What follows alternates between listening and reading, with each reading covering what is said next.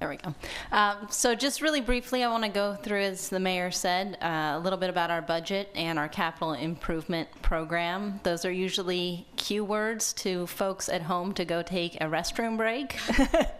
But I do want to urge you to pay attention to this. This is, the city's budget is our key policy document that guides all of these programs that all of us care so dearly about. So the city has an operating budget of approximately $30 million.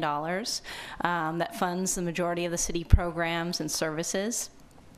We also have a capital improvement budget, which funds our construction, major construction, and major maintenance.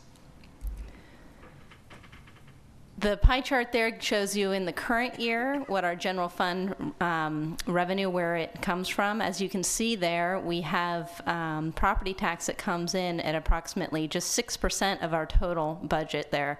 And in comparison to the one right below it, which is the card room tax, which brings in 8% of our city's revenue. I just want to point that out to all of you, just so that you can see the order of magnitude.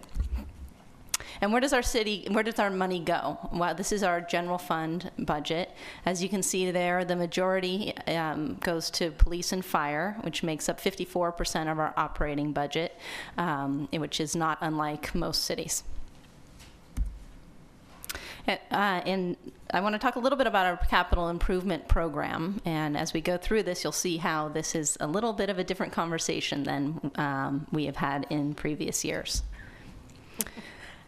Our prior CIP, it's a capital improvement program, was approved in December of 2006, and that covered us through fiscal year 2010-11. That program had an estimated cost, had projects in there that would cost $380 million. Only 200 of that was actually funded. As you can see right there, only 65 million of that was proposed to be funded out of the city's operating budget. The rest of it, 144 million, was going to come from redevelopment. As you all know, that funding source no longer exists.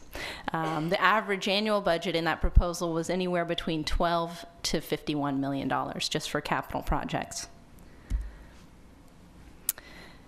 This chart here shows you over the years what was actually spent. The green shows what was coming out of the city, and the blue shows you redevelopment. So the most recent year that we show there is in 2011. As you can see, redevelopment took up almost 100% of that.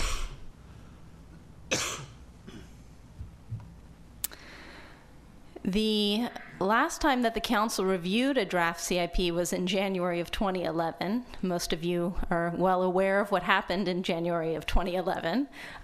We faced the sudden dissolution of redevelopment. That put any further action on that plan on hold, pending resolution and shakeout of that.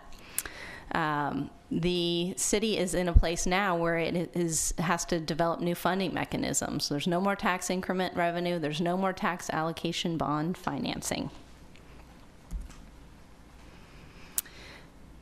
As you can see here, the city has historically every year put aside money to be used for, at the end of the year, to be put towards unfunded liabilities, and that included capital needs. So the city's been extremely prudent over the years. For example, in March of 2013, there was $3.2 million that was set aside as a surplus. In addition to that, last June, the council adopted a policy on what are known as the boomerang funds, which are funds that are coming back to the city as part of the dissolution of redevelopment, to set aside 75% of it into our capital improvement program, 25% for affordable housing, and 5% for economic development. So we've, so far in the last couple of years, we've set aside $7.6 million.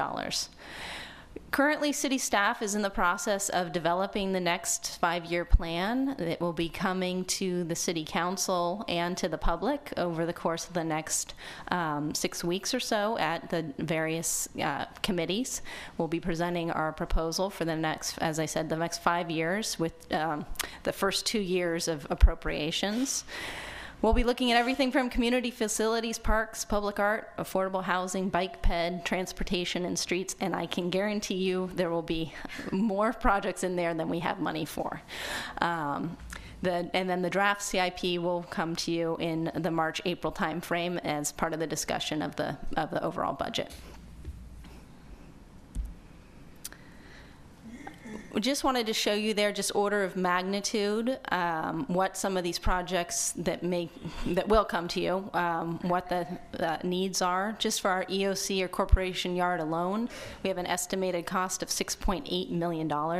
Again, I want remember the slide that I showed you with the chart showing how much city dollars were going towards capital improvement over the years, and I can tell you it was less than $6.8 million. We show up there just a few other programs, or a few other projects that are substantial, that are necessary, that will be coming to you, in addition to all of our annual programs that we fund. So our street rehabs, our sidewalk improvements, storm drain improvements, and sewer rehabs.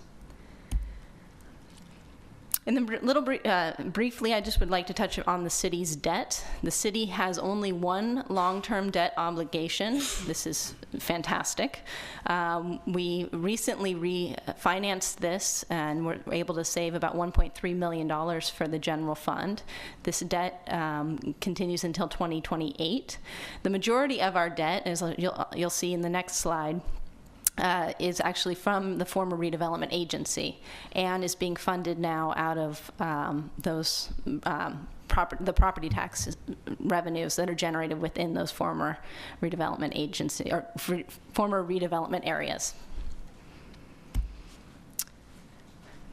This chart, as you can see here, we have approximately $162 million that is outstanding as of the end of last year that is attributed to the successor agency or former redevelopment agency, and just $4.7 million that is from the city.